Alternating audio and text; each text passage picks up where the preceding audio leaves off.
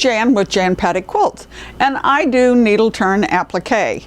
And today I thought we would focus on doing large houses and how to piece them, because I had some people tell me that figuring out how to get that together was a challenge. So today we will take up that challenge. Okay, and I forgot to tell you, but I will now, that the house is in my Pine Tree Ridge block of the month, and it is block 1. Now, I love houses in quilts. I mean, my life revolves around my home, and I think most of us, our lives revolve around our homes. So houses are real important in my quilt, and I like big houses.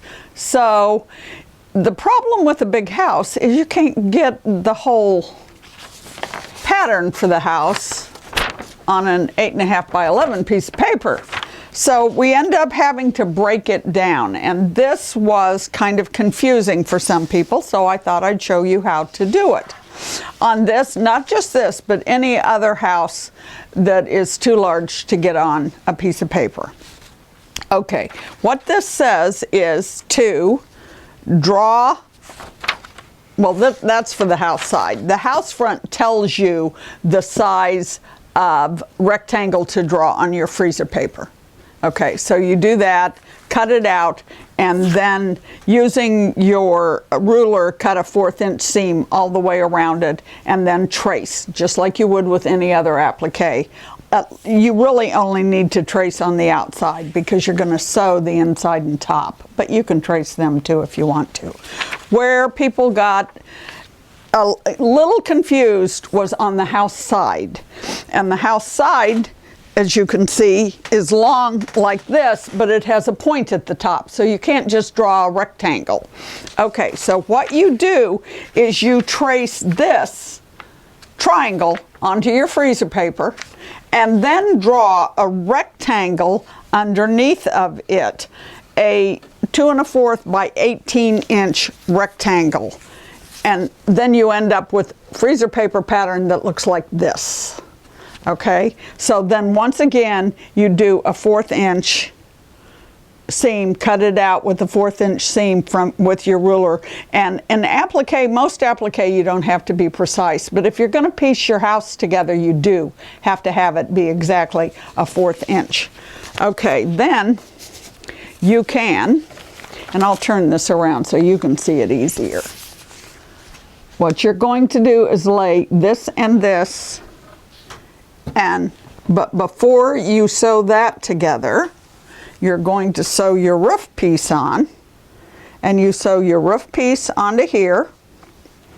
Then you sew this to down here, where we go, and then you sew your roof in. So there's your house. It's all sewed together. Okie doke. So there's that kind, and you can see where I drew the line here, where I drew the rectangle, or the triangle to begin with, and then the rectangle underneath it. So there's your house. Now, here's our house, and I've already got the roof sewed on. I've already got all the pieces sewed together, and what I did then was basted under where? And just in case you don't remember the basting stitch, I'm sure you do, but just in case you don't, I'll do a little. I have basted under the outside a 1/4 inch on my line. That's why you drew your line there, so you know where to turn it under. And it's just a big running stitch, because what I've found is it's much harder, and you can just iron this under first. That's what Jenny, my friend Jenny Dunn, does first. To me, that's an extra step, but she's more comfortable with it. So you do whatever you're more comfortable with. But what you need to do is get this straight line, all of these straight lines, turned under a 1/4 of an inch so that your house will be even. You don't want a house with wavy sides.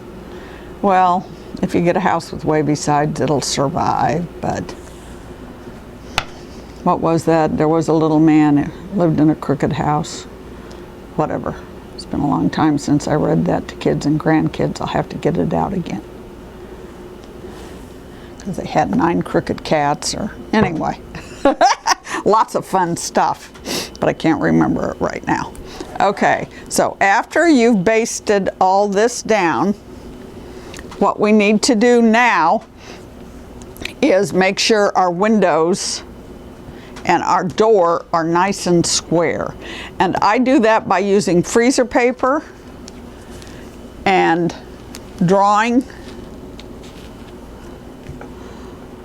your square off your pattern onto the freezer paper and then putting it on the outside, and I haven't done that, and cutting it out. So you iron it on the front and then cut out a 1/4 inch, and you can use your ruler to use this, or you can just eyeball it. Usually I do it about 3/8 of an inch instead of a 1/4 inch. You certainly don't have to be precise about that one. Okay, and now this is my favorite little thing. Now you can take this and put it here and glue this in all the way around. But this house is big enough that you're really gonna wanna take the paper out of the door and the windows. You don't have to, but this is a quilt, and this quilt's got enough in it. I doubt if you're going to use it enough that you have to wash it a whole lot. But if you have kids and grandkids, you might end up washing it a lot. You never know. All right, so since we've drawn it on the outside and cut around it, and like I said, I usually cut mine about 3/8. This one's about a 1/4, and it's a little skimpy. It's easier. But since these are big and we were going to want to take the paper out, I've found this trusty Clover iron, which is cool. Be careful, ladies, that thing gets very hot.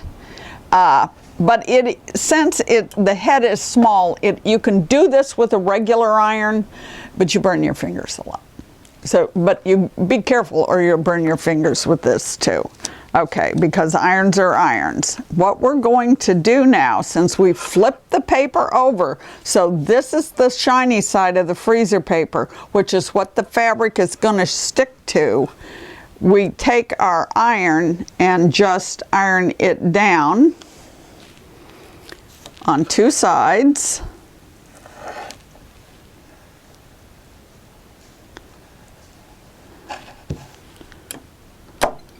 And then you get your glue stick, because when we turn the top and bottom down, and by the way, I really like these sew-line glue sticks. It's pretty easy. At first, I was kind of skeptical because they cost a bit, but what I found out is after a while, the refills for this are much cheaper than buying glue sticks.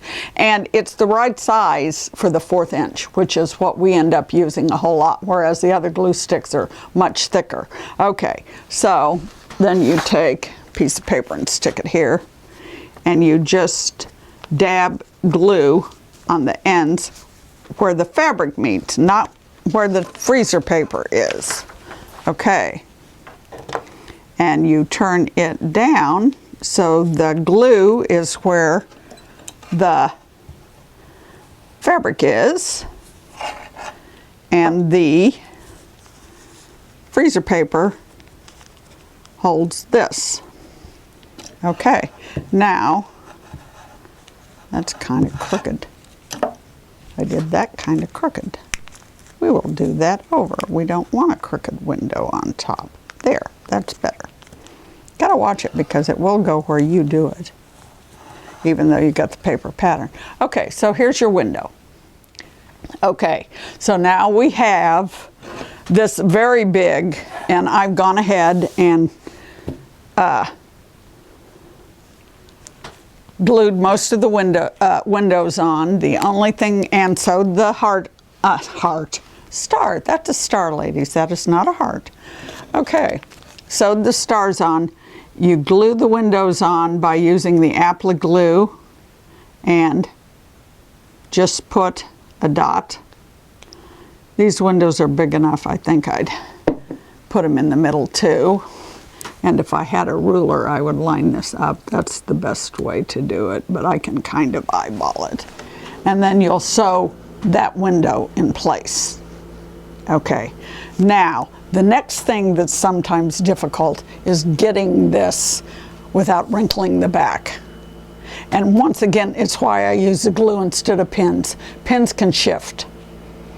Once you get this glued, make sure you have a good flat surface, because this is a large area, and when you pick it up to applique it, it can shift. So we don't want to do that. We don't want a bumpy house. We've already talked about that.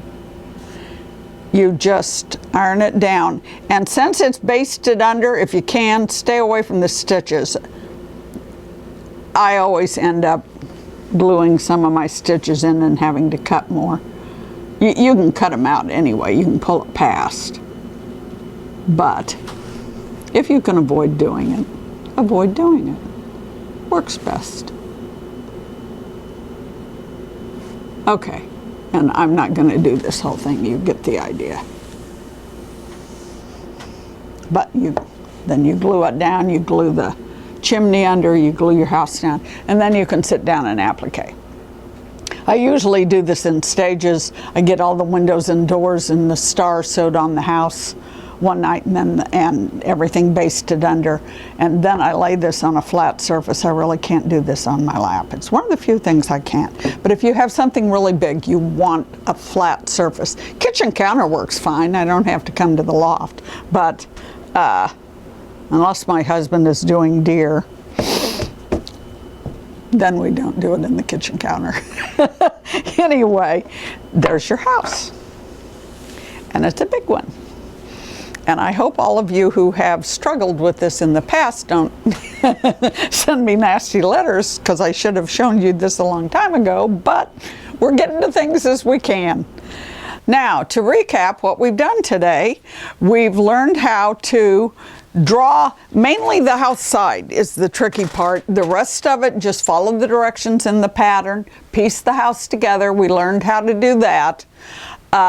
Then we have to do our windows and doors, and we draw them on, to get them really straight, we draw them on freezer paper, cut them out on the front side, but then flip them under and use our clover iron to press them down and glue the ends. Then we applique, well, we glue them on first with our applique glue, and then we applique them down. Then after they're down, we flip them over and pull the paper out, because they're big enough, we really don't want to leave them in. We've basted down the sides of the house, we glue the house down, and we applique our block. Well, we hope you enjoyed this tutorial. For more tips and tricks from Jan Patek Quilts Applique, please subscribe to our channel. Thanks, and have a good day.